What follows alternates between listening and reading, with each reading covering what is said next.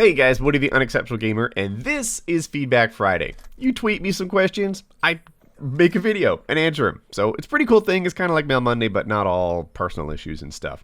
So let's get going. Woody, why don't you ever cover light machine guns in Black Ops 2? LMGs just get ignored. Alright, my problem with the LMGs is the playstyle that I'm successful when I use them is not fun to watch. You know, I pretty much head glitch, kind of like I'm doing right here. I kind of just head glitch and, you know, stay in my spot, let the traffic come to me and work on my kill streaks. And, you know, it'll work. You can get some good scores with it, but it's not what people are looking for. You know, they prefer a guy who runs around and, you know, in my case, I tend to play the objective a lot. But even if you just run around and slay, people like to see that too. What they don't usually like is staying in one spot, aiming down sights and letting them walk to you. If I run around with an LMG, then I just get brutalized by people with faster reacting weapons. So that's why the type of gameplays that LMGs get aren't that YouTube friendly. Feedback Friday. I know some YouTubers who are constantly going at you because of Mail Monday questions. Do you ignore them or not care? I was talking to Hutch before Painkiller already, like during, I don't know if we call it a pre-show, but you know, we kind of hang out and chat for a while, especially now that there's no go live time. And he was talking about CNAtters and how he responded to hate, and he just wouldn't care. Like, CNAtters internally knows that his videos are good and doesn't care about what, you know, some other commentator thinks of them. And there's a certain aspect of that going on inside of me too. Like, you know, these guys are fussing at me saying, Woody, all your subscribers are like 6 years old. And you know, you mentioned boner to them, whereas that was some sort of new information, which is horseshit, right? I mean, whatever. I know that what I'm doing with Mail Monday is a good thing. They don't see the fan mail. They don't see the responses. They don't see the kind of positive impact that I've had. You know, I just got a freaking box is big enough to hold a Xbox yesterday with gifts and stuff. And I have had a positive impact on people's lives with Mail Monday. I know it in my heart. I can see it in the responses that I get from people.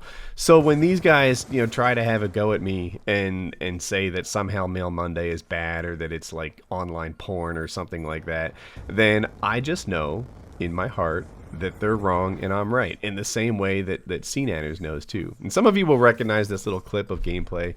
I know I used like 2 minutes of this once before, but not the whole game. Anyway, so yeah, a big part of it, like, you know, do I not notice? I guess I've seen some of it happen. There's probably a bunch that I haven't seen too, but mostly I just know that they're wrong, and that's all there is to it. So I keep on doing my thing. So I just re-listened to my answer on that, and it sounded arrogant, like I thought I couldn't be wrong, and that's not the case at all. If anybody knows me, arrogance is like the opposite of me.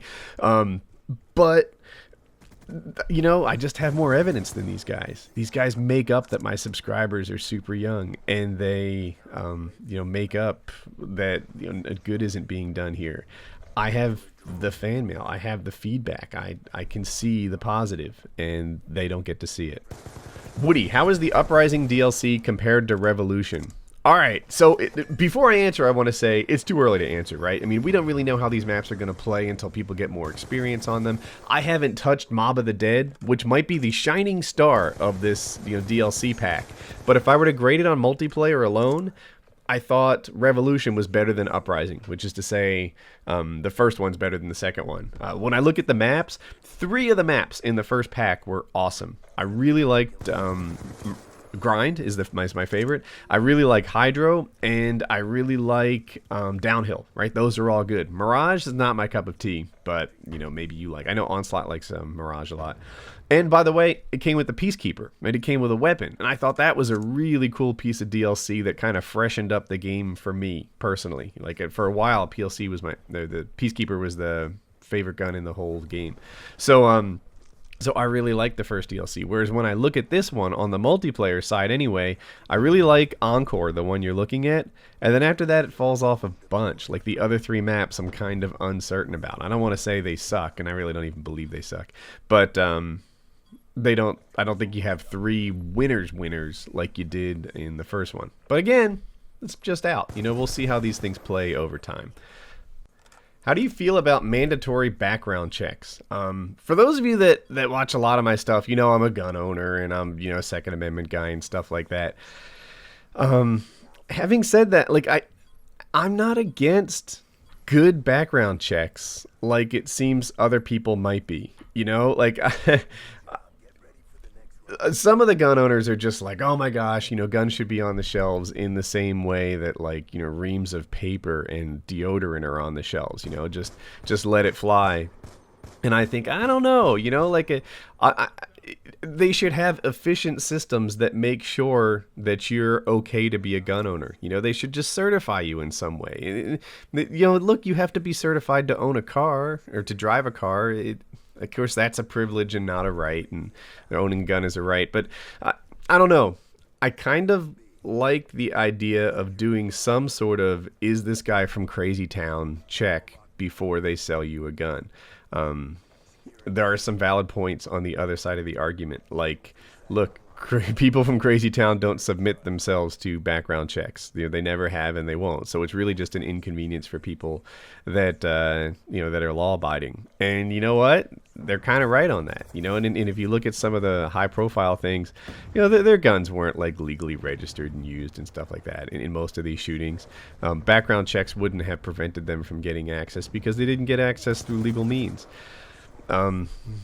So, you know, that's a tricky part of the story, but it just seems like a good common sense idea to make sure that people who buy guns are going to be okay people. Which part of being a YouTuber do you appreciate the most? You know, of course, there's a lot of life changes. You know, there's good money in being a YouTuber and stuff like that.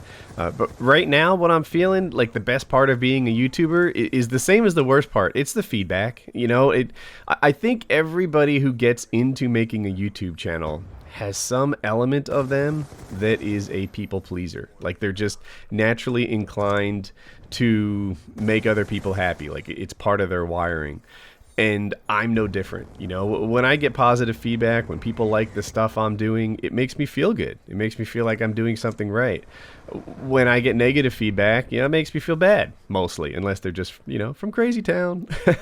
But yeah, right now, like the stuff that I like is when people have kind things to say, and it makes me feel like I'm doing the right thing. Like I think maybe because I don't really have money issues, a big part of my satisfaction comes from doing good, and that's what's impacted my state of mind lately.